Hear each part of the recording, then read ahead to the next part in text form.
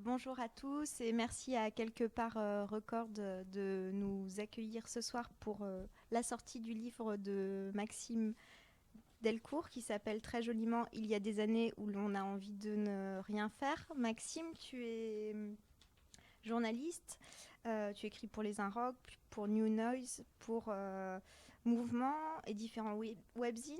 Si l'on en croit ton profil Facebook, tu es né en 88. Alors pourquoi t'intéresser à cette période musicale en fait 67-81? Je sais pas si il marche le micro. Ouais, Hein. c'est juste Ok. pour le film en fait. Ah ok. Bah tout simplement en fait parce que euh, en tant que journaliste musical en fait je m'intéresse un peu à toutes les périodes et j'aime bien remonter aux sources de, des choses et en fait comme en ce moment, enfin même pas en ce moment, ces dernières années il y a un gros revival de la musique française, de la pop en français.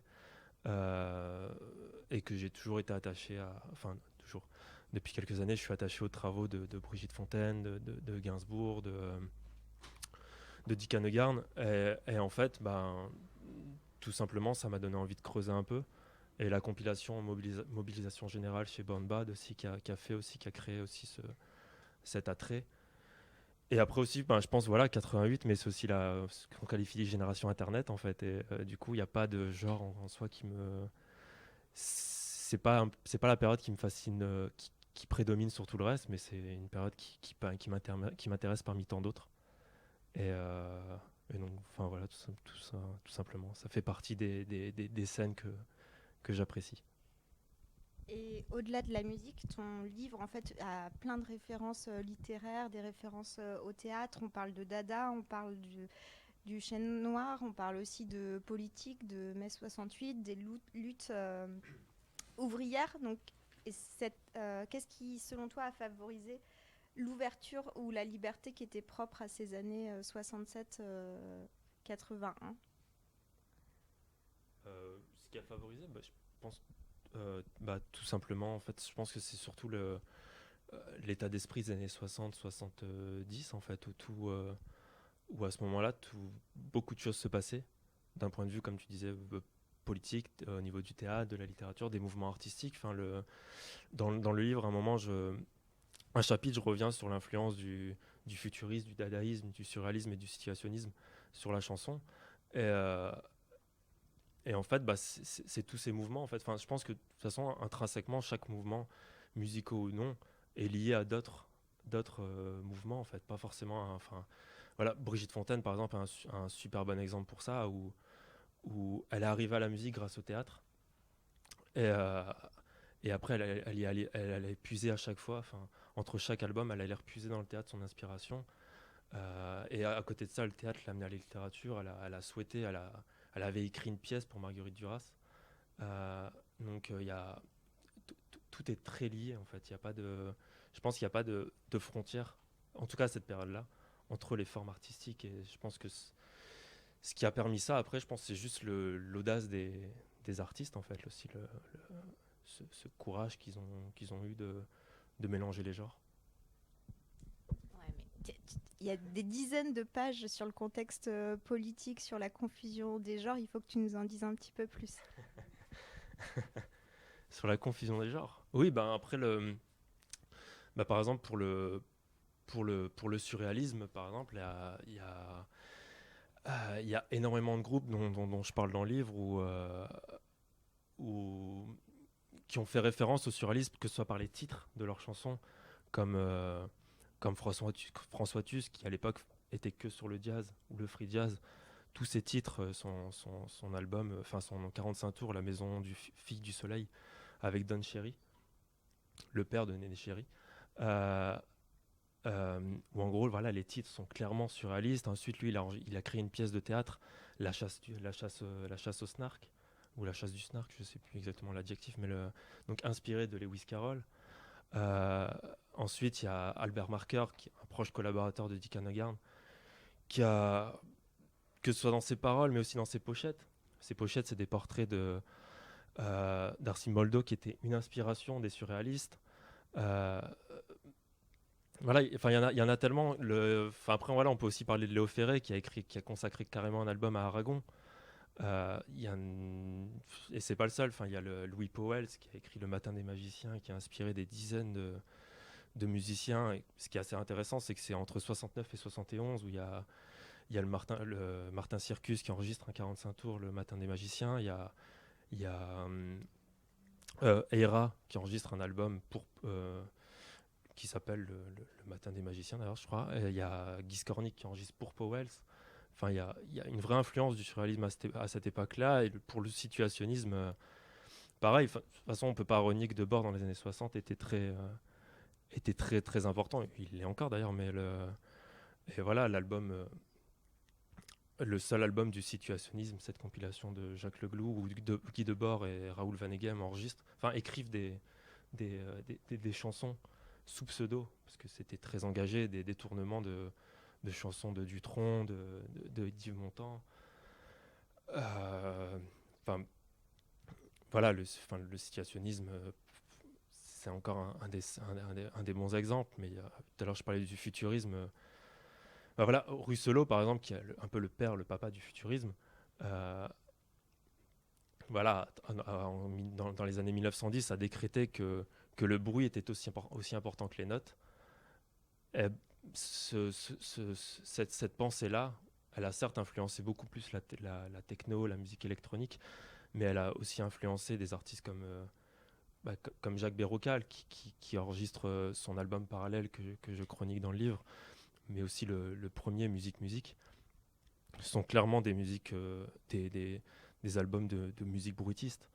L'album parallèle, il est enregistré dans une porcherie avec des instruments, enfin même pas des instruments, avec des bruits d'animaux, voilà, fallait oser. En 60, dans les années 70, c'était pas forcément évident, surtout d'adapter le format chanson à tout ça. Et tout est très lié en fait. Et enfin, pour le dadaïsme, il y a, enfin voilà, Être flou, le loup blanc qui voilà créé après la musique, crée un collectif en référence à Dada, que Jacques Higelin après les années 80 crée un album Captain de Décaphonique Dada. Il y en a, les exemples sont nombreux en fait. Donc ton livre s'appelle Il y a des années où on a envie de rien faire. On doit le titre à un label qui s'appelle Sarava. Que doit cette période à la manière dont elle était diffusée? Ah, Sarava, c'est ça? Sarava, À comment a été diffusé? Sarava ou à la diffusion en général du live au label? Ah, d'accord. Euh, Bah en fait déjà il y a des années où on a envie de rien faire, c'est déjà une phrase de Dali en fait à la base. Donc déjà le surréalisme encore une fois. Mais ouais, ça a été une phrase qui a été reprise comme un précepte par Pierre Barou, donc le créateur de Sarava.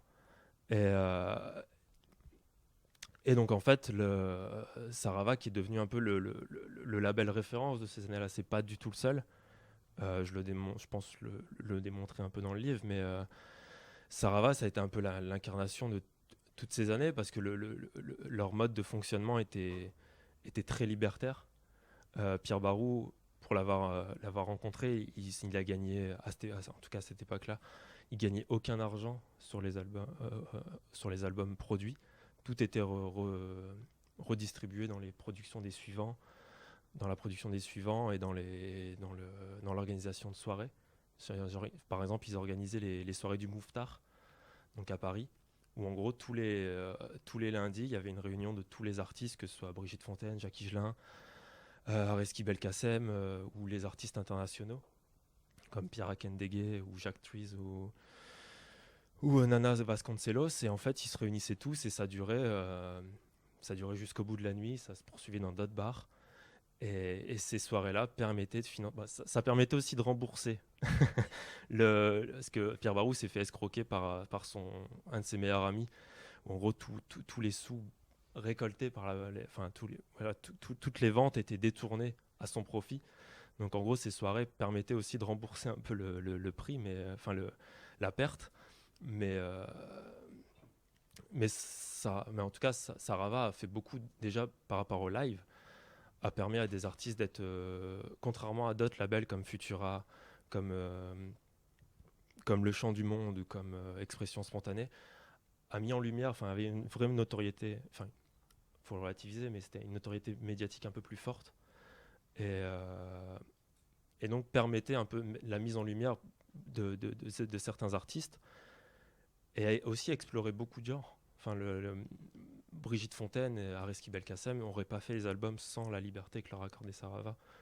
Le Baroque Jazz Trio a été l'un des premiers groupes de free jazz français à produire vraiment un album, on va dire, entre guillemets, solide de bout en bout. Qui est pas de, ouais, il y avait pas de passage un peu plus plat. Enfin, tout était très cohérent. Et ça a été l'un des premiers labels aussi à importer la musique du monde, la bossa nova, par rapport à Pierre Barou, qui est un grand fan de bossa nova. Et c'était pas la bossa nova d'Henri Salvador, c'était la vraie. Et donc voilà, ça a permis une liberté en fait à pas mal d'artistes. C'est surtout ça en soi que le label est influent encore aujourd'hui, je pense. Même si les années 80 sont un peu plus, en produisant Morane, en produisant des albums un peu plus fades. C'était, voilà. Mais d'ailleurs, à propos des années 80, donc pour toi, la fin de cette période de créativité intense, c'est 81. Il y a plusieurs raisons qui ont annoncé cette fin. La première mise en avant, c'est celle de l'arrivée de Jack Lang au pouvoir, Ouais. au ministère de la Culture. Ministère de la Culture, ouais. En fait, c'est pas que cette scène, enfin, c'est pas une scène, parce que c'est plus aucun artiste, enfin, les artistes n'étaient pas forcément connectés entre eux, mais cette effervescence créative, en fait, on a décidé avec l'éditeur de l'arrêter en 81 parce qu'on s'est rendu compte que, en fait, l'arrivée de Mitterrand au pouvoir, surtout, l'arrivée de la gauche, surtout, pas forcément Mitterrand, mais l'arrivée de la gauche, voilà, avait tué un peu une contre-culture parce que tous ces artistes étaient clairement de gauche, que ce soit du PS ou du Parti communiste, et qu'en fait, bah, forcément, dès que la gauche arrive au pouvoir, bah, les revendications sont plus, elles ont plus forcément lieu d'être parce qu'ils sont, en quelque sorte, ils ont gagné. Et en fait, l'arrivée de Jack Lang, en fait, cette importance accordée à la culture, en fait, ça, là où je dis que ça a tué toute cette contre-culture, c'est que, en gros, ils étaient financés maintenant, en fait. Il y avait un accompagnement, il y avait un financement qui était accordé aux orchestres de jazz, ils étaient soutenus, il y avait des créations de salles, les Zéniths sont apparus, la fête de la musique, et, euh,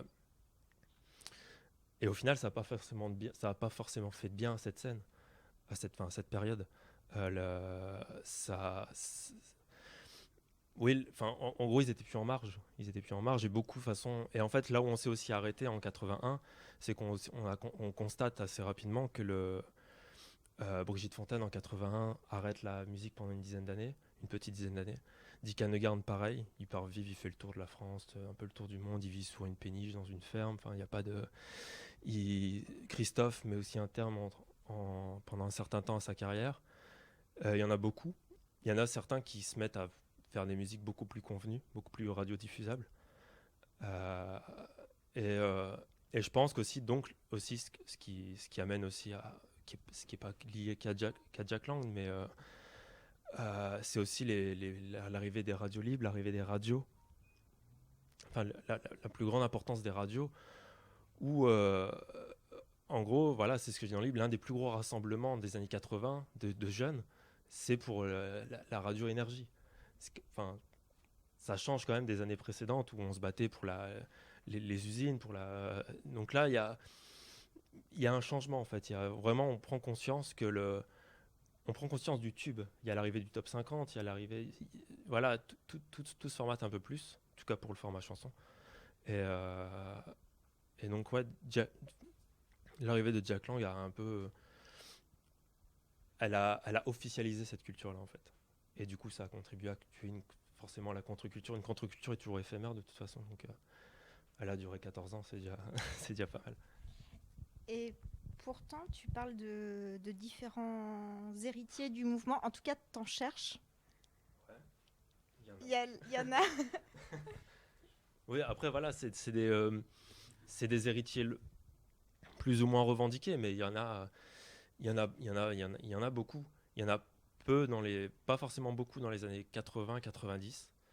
On peut penser à Diabolo Gum, à Medelson ou à.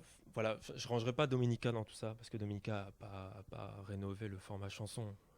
Mais en tout cas, depuis la fin des années 90, début 2000, il y a beaucoup d'artistes qui amènent autre chose, qui mélangent les genres. C'est pas la même vision, il n'y a pas une démarche politique comme il y a pu avoir dans les artistes évoqués. Sauf, sauf pour le rap, ouais. Mais le rap, euh, c'est euh, c'est une autre vision. On s'éloigne du format chanson là du coup, mais le rap, oui, le rap a clairement, et c'est pour ça que je tenais à l'évoquer aussi dans les héritiers, c'est que le rap a clairement amené une autre façon d'envisager la, en, en pas des termes larges, la chanson en français. Enfin, je pense que pendant longtemps, en tout cas dès son arrivée, le rap a été l'un des meilleurs genres musicaux possibles en France pour chanter en français, enfin pour dire des mots en français. Ce qui est pas la pop, on s'en rend compte depuis quelques années, mais c'est assez récent. Le rap a tout de suite cherché à rapper en français. Tous les rappeurs ont tout de suite, au bout de 2 ans, ils se sont rendu compte que c'était un peu ridicule de rapper en anglais avec l'accent, avec pas mal de choses, et que rapper en français c'était plus cohérent. Et en fait, oui, et puis on retrouve aussi les mêmes luttes. Le rap en fait a pris un peu ce relais-là dans le sens où c'était la musique des prolétaires, c'était la musique des quartiers qu'on a dit difficiles, c'était la musique de la classe, des classes les plus pauvres. Et tout se retrouvait, et on retrouve aussi ça dans leur mode de fonctionnement avec les mixtapes. Les mixtapes dans le rap, en fait, ça permet aux artistes de diffuser leurs morceaux sans passer par les labels, de distribuer que ce soit des instrumentaux, des morceaux un peu plus durs, un peu plus violents.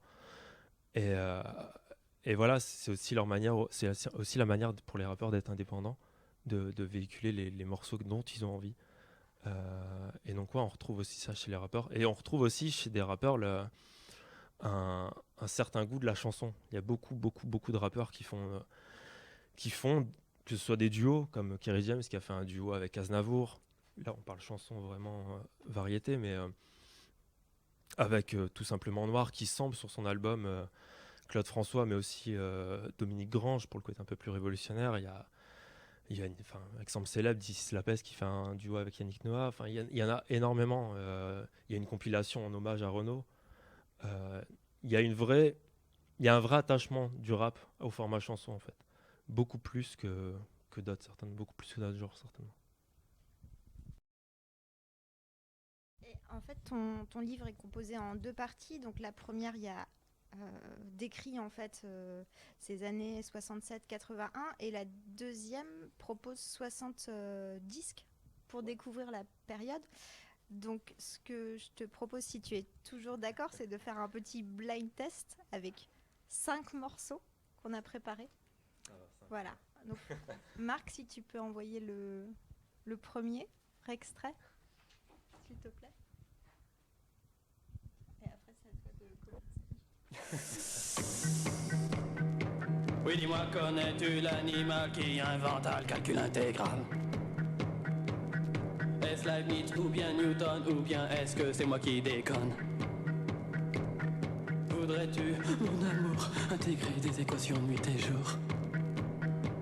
Sais-tu que quand on fait des épures, tout ce qu'on attrape c'est les courbatures? Moi j'en ai eu quand j'étais tout gamin, en trayant des vaches pour la Saint-Valentin. Il y en a plein qui vont pas aimer cette chanson là, mais alors ça c'est Évariste donc en fait je commence, c'est le premier 45 tours que je chronique, qui est sorti en 67, qui s'appelle Connais-tu l'animal qui inventa le calcul intégral, et qui a un titre, voilà, tous les titres sont à rallonge chez lui, mais donc en fait Évariste il était assistant d'un prof de physique dans une université américaine Et il s'est nommé ainsi en référence à Évariste Galois, le physicien. Et en fait, ce 45 tours a été enregistré de manière très indépendante et il annonce aussi un deuxième 45 tours qui est beaucoup plus politique. Celui-là est surtout étrange en fait. Il n'y a pas de très, très surréaliste, mais avec des cris, des onomatopées, des phrases un peu alambiquées, mais aussi il y a quand même une volonté de différencier de la variété ou du yéyé qui est hyper présent à l'époque.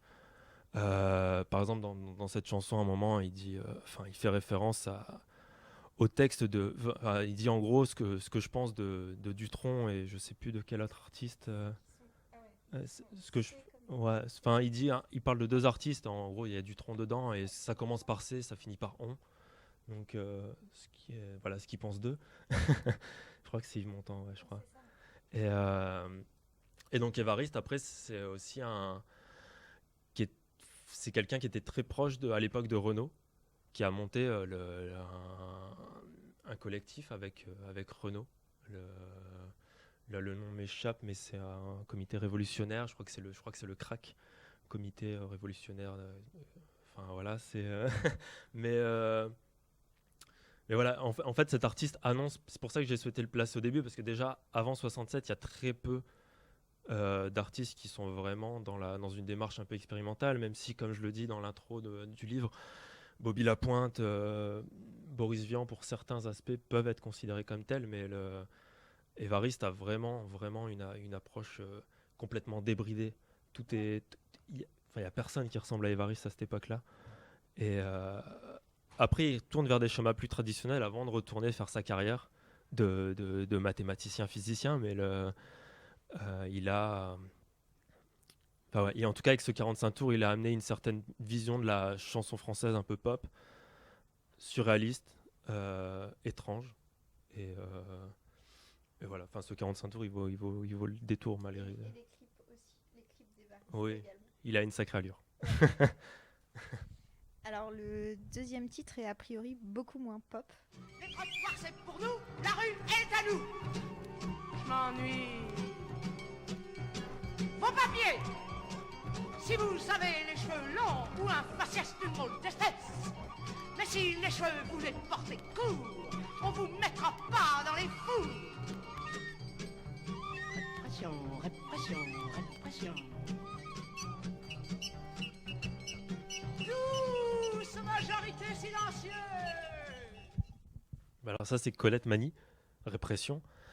En fait, Colette Mani, c'est un peu la figure politique et engagée de ces années-là. C'est vraiment celle qui a mené, je pense, le plus de combats. Elle lutte vraiment pour tout. Je crois qu'il y a un vinyle ici, j'ai cru en voir un tout à l'heure, mais elle lutte vraiment pour tout pendant une quinzaine d'années. Pour les gens de la moyenne, ouais. Et puis elle a complètement rénové le format chanson, dans le sens où il y a même des chansons genre Chronique du Nord, qui est limite plus une chanson qui est plus un documentaire qu'autre chose, où elle va interroger les gens, elle va les questionner sur leur quotidien, sur leur vision, et elle en fait une chanson. Et donc là, ce titre-là, Répression, il est extrait de l'album du même nom. Du même nom, oui. Et en fait, là, on sent clairement l'influence du free jazz sur cette chanson. Cette chanson-là, en fait, fait partie d'un ensemble d'une suite de 4 parties qui est inspirée. En fait, toutes les paroles sont des paroles issues des membres des Black Panthers, le mouvement américain. Et en fait, il a été enregistré avec François Tusk, qui est le premier musicien, on va dire, free jazz français, avec Jeff Wilson. Et donc voilà, Colette Mani, elle est hyper importante dans le sens où elle a commencé de façon... elle a été secrétaire pendant 17 années. Elle a tout plaqué pour se lancer dans la chanson. Ses premières chansons au début des années 60, publiées sur Le Chant du Monde, sont assez classiques, politiques mais assez classiques. D'ailleurs, elle fait un premier concert yéyé organisé par Salut les copains, aux côtés de Claude François, de Sylvie Vartan, ce qui est assez paradoxal au final, mais elle fait partie de ça. Et en fait, à partir au mi-temps des années 60, elle change complètement. Elle se radicalise, mais 68 en rajoute une couche. Et en fait, après, donc elle enregistre cet album-là. Elle en enregistre encore un autre avec le Free Jazz Workshop de Lyon, l'album Transit. Et ouais, elle repousse sans cesse en fait les choses juste par, par obsession. En fait, pour elle, euh, c'est un devoir, quoi. C'est pas un droit pour elle en fait de se révolter. C'est limite un devoir. Et elle je pense qu'elle le fait super bien, quoi. Elle a lutté contre la guerre du Vietnam, contre le gouvernement franquiste, elle a lutté contre ce qui se passait au Chili à cette époque-là. Du coup, pour la condition des Noirs aux États-Unis également. Donc, vraiment omniprésente en fait. Et le troisième titre est militant aussi, mais plus humoristique. Tout le monde il est bon, tout le monde il est gentil. Le monde est bon, tout le monde il est gentil. Le monde est bon, tout le monde il est gentil. Le monde est bon, tout le monde il est gentil. Ça, c'est Jean-Yann. Donc qu'on connaît plus pour sa carrière d'acteur ou de comédien. Mais donc là, c'est l'extrait du film du même nom, Tout le monde il est beau, tout le monde il est gentil, enregistré. Et la BO, elle est enregistrée avec Michel Magne, qui créera plus tard le Château d'Hérouville, au sein duquel il enregistrera des albums de Bowie, de Mick Jagger, d'Elton John. Donc ce qui est pas rien. Et en soi, donc cet album, donc, qui est la bande-son du film, est complètement à l'image du film, décalé, humoristique, loufoque, et en même temps, voilà, c'est avec un message assez prononcé. Et en fait, dans cet album, non seulement il s'attaque à tous les genres, vraiment, il y a du tango, tango adapté à la française forcément, mais du tango, de la java, un peu plus rock, un peu plus pop, un peu plus musique du monde également. Et en fait, il s'attaque à plein de gens, à plein de choses. Il y a pas mal de références aussi au christianisme. Il y a une chanson où Jean-Yann dit clairement: aujourd'hui c'est comique, Jésus-Christ aurait donc inventé le ski nautique. Donc voilà, il y a plein de blagues par rapport à... C'est limite blasphématoire pour souvent, mais à cette époque-là, mais à l'époque, ça passait peut-être mieux. Au final, ouais. C'était peut-être plus fort, mais ça passait mieux. Et donc voilà, Jean-Yann. Après, en fait, Jean-Yann et Michel Magne vont renouveler l'expérience pour un deuxième film, enfin une deuxième bande-son pour un deuxième film, qui s'appellera Moi, y a un en vouloir des sous. Et la BO est tout aussi bonne. Et donc voilà, c'est vraiment un album, en fait, tout le monde il est beau, tout le monde est gentil, vraiment une BO à creuser parce qu'il y a énormément de styles. Certains titres ont mal vieilli, faut l'avouer, mais certains sont hyper accrocheurs. C'est limite, dans l'approche, c'est limite punk en fait. Jean-Yann, c'est un peu le punk de ces années-là, quoi.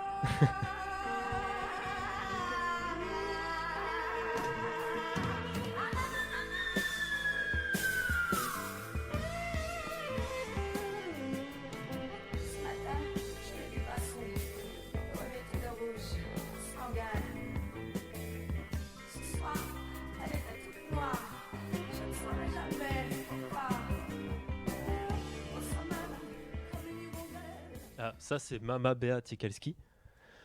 Là, voilà, c'est l'exemple de l'artiste qui a, comme on disait tout à l'heure, c'est l'exemple de l'artiste qui s'est radicalisé en fait à partir des... Elle, en fait, elle apparaît sur le devant de la scène au début des années 70. C'est de la chanson, mais hyper classique. Son premier album, oui, moi, d'un point de vue personnel, ne m'intéresse pas. Et en fait, c'est à partir des 76-77, donc l'album La Folle. Voilà, tout est dans le titre déjà en soi. Et en fait, elle passe son temps elle passe pas réellement son temps, mais il y a beaucoup de morceaux dans l'album où elle crie. Un peu à la Janis Joplin. Plein d'onomatopées, plein d'engagement également, encore. sur un versant un peu plus féminin. Mais et donc voilà, et elle repousse aussi les cadres vraiment de la structure, de cette structure un peu archaïque qui est la structure couplet-refrain. Il y a le morceau More Music qui est énorme et qui fait 19 minutes. Il n'y a aucun refrain, il y a beaucoup de cris. Vraiment, il y a des envolées de guitare, faut s'accrocher pour voir. Enfin, c'est-à-dire, c'est pas forcément évident, faut vraiment l'écouter ou le réécouter pour l'apprécier. Et cet album-là, La Folle, c'est pas son album qui est le plus connu. C'était un peu un pari de mettre celui-là, mais je pense que c'est celui qui est vraiment le plus expérimental parmi sa discographie. Qui pareil, d'ailleurs, encore une fois, voilà, elle s'est radicalisée dans les années 70, mais dans les années 80, elle revient à un rock un peu plus convenu, qui est un peu limite, moi, que je trouve décevant du coup par rapport à ce qu'elle a pu faire. Mais voilà, c'est une des figures importantes de toutes ces artistes féminines qui étaient là dans les 60-70, parce qu'il y en a eu beaucoup. C'est aussi ça un peu ce qui est intéressant dans cette période, c'est que on sent vraiment la prise de position des femmes. Voilà, il y a forcément le MLF dans les années 60, mais C'est presque comme ça que tu ouvres le livre, d'ailleurs. C'est un des premiers chapitres. ouais, voilà, je l'aborde, oui, mais il y en a beaucoup qui se le revendiquent pas. Brigitte Fontaine, elle pourrait te cracher dessus si tu lui dis qu'elle a fait partie du MLF, quoi. Après, Brigitte Fontaine se revendique de rien, donc c'est un peu différent, mais voilà, il y a eu le MLF, mais il y a aussi beaucoup, beaucoup d'artistes qui ont toutes prôné selon leur style musicaux. Mais par exemple, même sur le versant yéyé, il y a eu Clotilde et Jacqueline Taïeb qui ont fait des morceaux hyper accessibles, hyper, hyper, hyper bons, mais qui, dans leur thème, abordent des choses. Clotilde a enregistré un morceau, elle parle d'adultère, mais c'est elle qui commet l'adultère, et elle s'en vante. Et je pense qu'à la fin des années 60, c'était assez courageux alors je dis pas que c'est bien ce qu'elle fait, mais c'est assez courageux de le chanter pour une femme. Et Mama Beatiekalski profite de cette liberté, en fait. Fait partie de ces artistes féminines qui amènent cette liberté aussi au même titre que beaucoup d'autres. Et le cinquième morceau, j'espère que tu vas le reconnaître. Nous sommes tous nous, vive nous. Nous sommes tous vous, vivons-nous. Fions-nous à nous, louons-nous, donnons-nous à nous, chantons-nous. Nous sommes des fous, vous et nous. Nous sommes très doux, vous et nous. Nous sommes des poux, des bijoux. Ça, c'est Brigitte Fontaine et Areski Belkacem. Donc pour ceux qui ne connaissent pas Areski Belkacem, en fait, c'est non seulement son mari, mais c'est le musicien qui l'accompagne depuis la fin des années 60. Et donc en fait, cet album, il y en a eu un dernier en 78-79, Les Églantines sont peut-être formidables, mais qui est assez décevant, très très très très très en lien avec ce qui se faisait avec à la fin des années 70 au niveau des radios. Et celui-là, donc c'est l'avant-dernier, donc c'est Vous et nous. Et celui-là, en fait, c'est un peu la quintessence de tout ce que Brigitte Fontaine et Areski ont entamé 10 ans auparavant. C'est un album de 33 titres, avec une douzaine de titres écrits par Areski Belkacem, ce qui est une première. D'habitude, c'est Brigitte Fontaine qui, même quand Areski chante, Brigitte Fontaine écrit, lui se contentait de composer. Et donc là, il prend une liberté beaucoup plus grande, mais en fait, en même temps, ça s'explique parce que cet album-là, à la base, c'était Areski qui voulait le faire. Brigitte Fontaine ne voulait pas parce qu'ils n'avaient pas de label. Enfin, ils n'avaient pas encore démarché Sarava justement pour cet album-là. Ils n'avaient pas encore de producteur. Et c'est Areski qui, lui, voulait. Il est parti le faire tout seul. Et en fait, il me racontait que, voilà, Brigitte Fontaine l'a laissé partir le faire tout seul. Et il me racontait que, par contre, elle venait tous les soirs, en fait, en studio, de manière anodine. Et en fait, elle retouchait les morceaux. Elle les écoutait, elle les retouchait. Et lui, en fait, il arrivait le lendemain. Donc, du coup, il réécoutait pas tous les morceaux. Mais au bout d'un certain temps, quand il a choisi de les réécouter, il s'est rendu compte que c'était pas du tout la même version. Et en fait, à ce moment-là, du coup, ils en ont parlé. Et à ce moment-là, ils ont décidé que c'était vachement mieux et qu'il fallait l'enregistrer en fait. Donc du coup, c'est cet album qui aurait dû être solo d'Areski Belkacem, donc qui aurait dû être son deuxième album solo, s'est transformé en album de duo, encore une fois. Et en fait, on retrouve tout, mais vraiment tout ce que Brigitte Fontaine et Areski Belkacem ont entamé pendant 10 ans. On retrouve cette espèce d'acid folk, cette poésie un peu surréaliste, ce- ces morceaux un peu, voilà, encore une fois, sans couplet-refrain. Là, il y en a et c'est limite accrocheur. Enfin, si on entend l'oreille, il y a vraiment un rythme. Mais après, il y a aussi des morceaux comme Patriarcat, où là, justement, on revient sur la condition féminine, qui est limite l'un des premiers textes enfin, l'une des premières chansons un peu rap qu'on peut entendre en France, en fait. Elle a un flow à ce moment-là, Brigitte Fontaine. Elle chante pas du tout, elle débite des mots. Et, c'est un album hyper riche. Il y a ces morceaux-là, mais il y a aussi des morceaux un peu plus doux, un peu plus acoustiques, comme L'amour parfait, où son texte, il est sublime. Enfin, Et donc voilà, ouais, quand je dis que c'est un aboutissement, c'est parce que quand on sait qu'en 69, elle enregistre comme à la radio avec le Heart Ensemble of Chicago, dont elle héberge les membres, parce qu'ils sont recherchés par Interpol, et que 10 ans après, enfin même pas 10 ans après, elle en est à un tel niveau. C'est pour ça qu'aussi j'aborde beaucoup Brigitte Fontaine dans le livre. C'est que c'est une artiste, c'est l'artiste essentiel en fait de ces années-là. C'est vraiment l'artiste qui a été le plus loin, qui était sincère dans sa démarche, qui a, qui a pas fait les choses pour l'argent, qui faisait des pièces de théâtre, qui faisait des lives entre chaque album pour financer elle-même ses albums, parce que Sarava lui finançait pas forcément. D'ailleurs, c'est pour ça aussi qu'à un moment, elle fait un album avec Areski toujours, mais chez Big Records, parce que elle voulait changer. et, euh, et donc, ouais, Brigitte Fontaine a... Bon, là, elle est pas tout seule, faut pas oublier Areski, en fait, mais Brigitte Fontaine est réellement essentielle, en fait. Elle a tout abordé, en fait. Tout à l'heure, on parlait du surréalisme et de tout ça. En fait, elle est partout, même dans le live, dans son rapport au théâtre, dans son rapport aux mots, dans ses luttes. Enfin, elle fait des morceaux pro-palestiniens. Et elle attaque Gainsbourg d'ailleurs à ce sujet en disant que une chanson de Gainsbourg qui s'appelle Le Sable et le Soldat, je crois, est une chanson pro-israélienne. Elle crée une chanson pro-palestinienne. Euh, elle fait référence à un massacre palestinien. Elle est présente surtout. Elle critique la gauche prolétarienne aussi, qu'elle juge dans une posture à cette époque-là déjà. Et donc voilà, les 4 ou 5 albums qu'elle a enregistrés avec Areski Belkacem, plus celui qu'elle a enregistré avec le Heart Ensemble of Chicago comme à la radio. C'est des albums qui...